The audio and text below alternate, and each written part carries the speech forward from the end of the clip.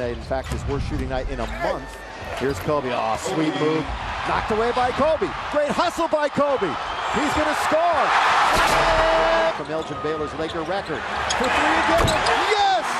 This would be 18 for 20 from the line and an 81-point game. You have witnessed the second greatest scoring performance in NBA history. Guys, that was 11 years ago today. Kobe Bryant dropped 81 points against the Raptors. I'll remember that great moment. So that kind of inspired our fill in the blank here. A lot of guys can fill this up. Blank is the player in the NBA most likely to score 81 points. I'm going to go Boogie Cousins.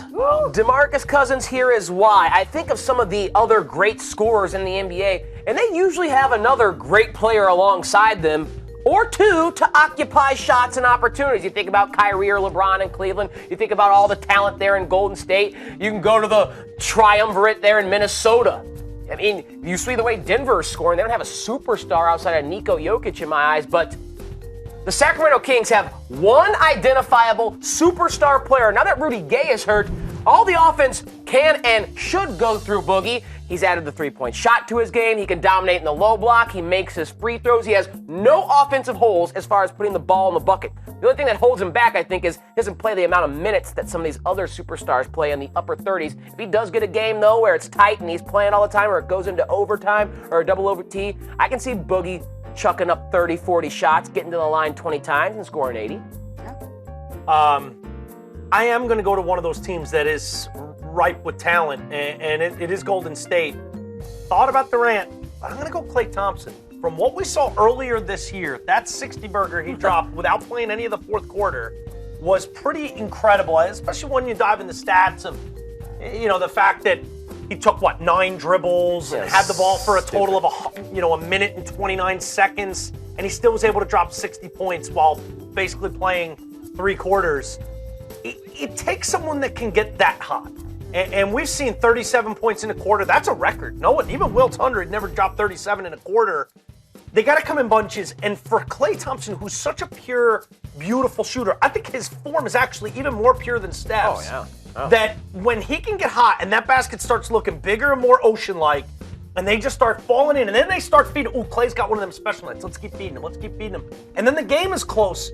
Even with Durant and Steph Curry at his side, he could still get crazy hot and hit 18 threes and have a couple other bunnies and wind up dropping 81. I didn't think I'd say it, but after seeing that 60 earlier this season with Durant by his side and Steph as well, I can envision it. He probably should have in that game. He should have. If he played in the fourth. He was on pace. And you make a good point about, I think once an athlete drops that many points and gets hot to that extent, it's kind of like when you beat your own record on Centipede and then you play again and you're like, I can keep beating this. It's like once you experience it once, you can just elevate it even further. That's for sure. Good point there. All right, let's get to our viewer responses, shall we? Sean says James Harden. I like that. I thought about him. Yeah, I mean, the Beard having a pretty great season. The way they're playing, they like to shoot, and we know Harden had a 50-point triple-double earlier this season. So if he decides on one of those nights, you know what, I want to take this three instead of Eric Gordon or Ryan Anderson. And he gets 25 free throw attempts. He'll get to the line. You know he'll get to the line. That's a good answer. Good work, Sean. Neon says Isaiah Thomas. The way he's hooping this year. He's been great also. And then, got to say Westbrook in there too. That one comes from Omar. He says Westbrook raised on Kobe's game, but has an extra gear in the open court. Not quite the shooter. Nope. Yeah. He'd have to just have an insane amount of free throw attempts and points in the paint because he can. I think he had a career high 7 threes earlier this year, but he's not the same shooter that a Harden or a Klay Thompson is. Even a Boogie. I mean, Boogie can stroke from deep. Some very good answers there. We appreciate you helping us out with fill in the blank. And funny though, we didn't see Steph Curry, 2-time MVP. Didn't see LeBron on there, who's regarded as the best player in the game. You thought about Durant, but you went with his teammate, who's like a 4-time scoring champ in the NBA. So Kyrie, who I just watched his game against the Spurs from a few years ago, where he scored 57.